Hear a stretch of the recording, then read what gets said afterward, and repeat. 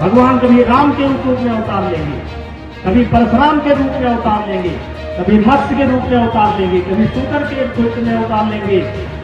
हमारे समझ से ये 16वां अवतार था और कलिकाल में भी एक अवतार होने वाला है। जिनको भगवान परशुराम के पिता का जो है ऋषि जमदग्नि का नाम लेना नहीं आता है, वो साथ पर परशुराम पर जो है अपना प्रवचन कर रहे हैं, बहुत ही निंदनीय है, घोर निंदनीय है। भगवान परशुराम का अपमान किया गया, उनको जो है इधर से उधर किया जा रहा है, छठे की जगह 16वां अवतार किया जा रहा है। ये बहुत ही निंदनीय है और ब्राह्मण समाज की भगवान परशुराम की घनघोर निंदा हुई। नमस्कार, मैं राम सिंह और आप देख रहे हैं तेज। अयोध्या जनपद में भगवान परशुराम जन्मोत्सव के अवसर पर आयोजित कार्यक्रम उस समय चर्चा का केंद्र बन गया जब धार्मिक मान्यताओं को लेकर एक नया विवाद खड़ा हो गया। आपको बता दें कि दर्शन नगर के मंगल पांडे चौराहे और पूरा बाजार क्षेत्र के अंजना ग्राम पंचायत स्थित बारात घर में एक आयोजन बड़े उत्साह और श्रद्धा के साथ किया गया। वहीं मुख्य अतिथि के रूप में पूर्व सांसद ब्रजभूषण शरण सिंह और पूर्व मंत्री तेज नारायण पांडे की मौजूदगी थी। कार्यक्रम के दौरान भगवान परशुराम के जीवन और उनके योगदान पर चर्चा की गई। परंपरागत मान्यता के अनुसार भगवान परशुराम को भगवान विष्णु का छठा अवतार माना जाता है। ये मान्यता हिंदू धर्म ग्रंथों और पुराणों में चर्चित है, जिसे अधिकांश लोग स्वीकार करते हैं। लेकिन इसी दौरान ब्रजभूषण सिंह के एक बयान ने विवाद को जन्म दे दिया।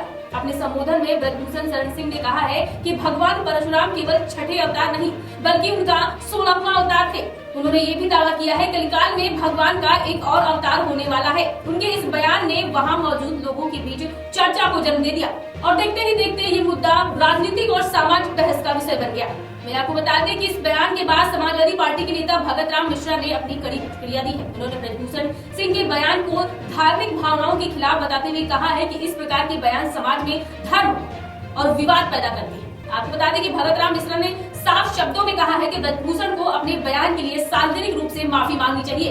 उन्होंने आगे कहा है कि धार्मिक मान्यताओं को लेकर व्यक्तिगत विचार रखने का अधिकार सभी को है, लेकिन सार्वजनिक मंच से इस तरह के बयान देना उचित नहीं है, खासकर तब जब वो करोड़ों लोगों की आस्था से जुड़ा विषय हो। उनका कहना है कि ऐसे बयान समाज में अनावश्यक तनाव पैदा कर सकते हैं। हमारे देशपाटन मंडल के सभी सर्व समाज, सनातन समाज, सभी साथियों, मैं भगत राम मिश्रा, पूर्व प्रत्याशी लोकसभा कैसरगंज समाजवादी पार्टी, आप सभी साथियों के बीच में अनुरोध करने आया हूँ। पिछले दिनों हमारे बैरागपुर में भगवान परशुराम की जयंती मनाई गई थी।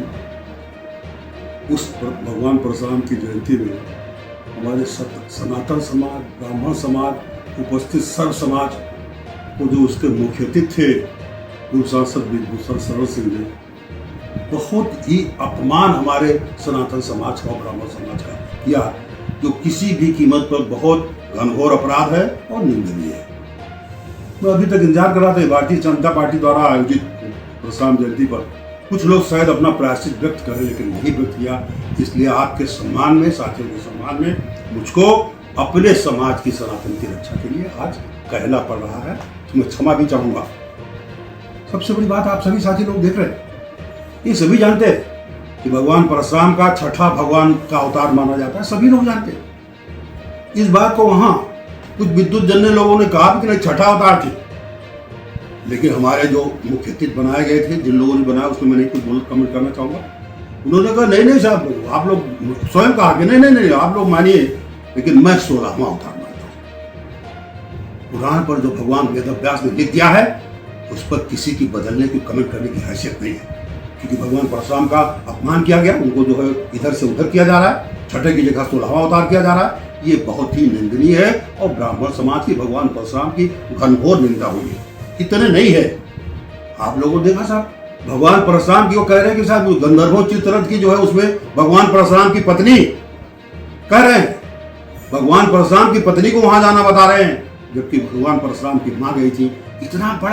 इतना बड़ा झूठ और इतनी बड़ी निंदा कि मां की जगह परशुराम की पत्नी कह रहे कि वो जा रही, गजब की बात है भाई। और इसको हम लोग सब लोग सुनते रहे, अपने परशुराम भगवान की निंदा सुनते रहे, किसी ने कोई कुछ कहा नहीं। और तो छोड़िए, भगवान परशुराम को जो हमको सबको, जो उनके पिता ऋषि जमदग्नि हैं, तुकार करके राम जमदक जमदक जमदक कहते रहे और पूरा समाज सुनता रहा, पूरा क्षेत्र सुनता रहा। जिनको भगवान परशुराम के पिता का जो है ऋषि जमदग्नि का नाम लेना नहीं आता है, वो साथ पर परशुराम पर जो है अपना प्रवचन कर रहे हैं, बहुत ही निंदनीय है, घोर निंदनीय है। नहीं ये और आगे देख लीजिए, मैं छोटा छोटा इसलिए कहता हूँ, थोड़े कहूंगा बाकी कल कहूंगा। ये बता रहे हैं कि साहब विश्वामित्र गए दल बल लेकर के, जो समाज कर करके, पूरा करके विश्वामित्र को बता रहे, ये भी नहीं जानते। विश्वामित्र को वहां जाना बता रहे हैं, उनकी सेवा से शुरुआत करना बता रहे हैं। कितना कहा जाएगा भाई, कितना अपमान आप बर्दाश्त करोगे? एक उसकी कोई सीमा होनी चाहिए कि आदमी कितना कहेगा कि कितना नहीं कहेगा। कि विश्वामित्र पहुंच गए उनके यहाँ, जो है वो भगवान जमदग्नि के यहाँ, परशुराम के यहाँ। ये सारी चीजें मैं आज पहली दफा सभी साथियों से अनुरोध करता हूँ कि निडर होकर के हमारा साथी कोई भी देवपाटन मंडल का, तो किसी बात की भय नहीं होनी चाहिए और सच्चाई को उजागर करनी चाहिए, इस बात की निंदा करना चाहिए। मैं इसी मंच से ये अपील करता हूँ कि भगवान परशुराम का हमारे सत्य सनातन समाज का घोर अपमान किया गया है। मैं पूर्व सांसद भाई विभूषण शरण सिंह से बिल्कुल अनुरोध पूर्वक ये कह रहा हूँ कि इस कृत्य की, अपने जो आपने पापाचार किया भगवान परशुराम को गाली देकर के, इसकी सार्वजनिक रूप से सभी समाज के लोगों से, धर्म के लोगों से माफी मांगे। बगैर माफी के अपराध क्षम्य नहीं है। बहुत बहुत धन्यवाद। जय हिंद, जय भारत। विवाद के बाद ये मुद्दा सोशल मीडिया और स्थानीय राजनीति में भी चर्चा का विषय बन गया है। कुछ लोग ब्रजभूषण के बयान का समर्थन कर रहे हैं, जबकि कई लोग इसे गलत और भ्रामक बता रहे हैं। वही आपको बता दें कि धार्मिक विद्वानों का भी मानना है कि शास्त्रों में स्पष्ट रूप से भगवान विष्णु के 10 प्रमुख अवतारों का उल्लेख मिलता है, जिसमें एक परशुराम छठे स्थान पर है। इस पूरे घटनाक्रम ने ये दिखा दिया है कि धार्मिक विषयों पर दिए गए बयान कितनी जल्दी विवाद का केंद्र बन जाते हैं। ऐसे में सार्वजनिक जीवन से जुड़े व्यक्तियों को अपने शब्दों का चयन बेहद सावधानी से करना चाहिए, ताकि किसी की आस्था को ठेस न पहुंचे और समाज में सद्भाव बना रहे। हालांकि ये विवाद पुराना हो चुका है, लेकिन राजनीतिक गलियारों में इसकी चर्चा आज भी हो रही है। फिलहाल इस मामले में ब्रजभूषण शरण सिंह की ओर से कोई आधिकारिक प्रतिक्रिया सामने नहीं आई, लेकिन ये विवाद आने वाले दिनों में और तूल पकड़ सकता है। फिलहाल आपकी इस रिपोर्ट पर क्या राय है, हमें कमेंट बॉक्स में जरूर बताएं।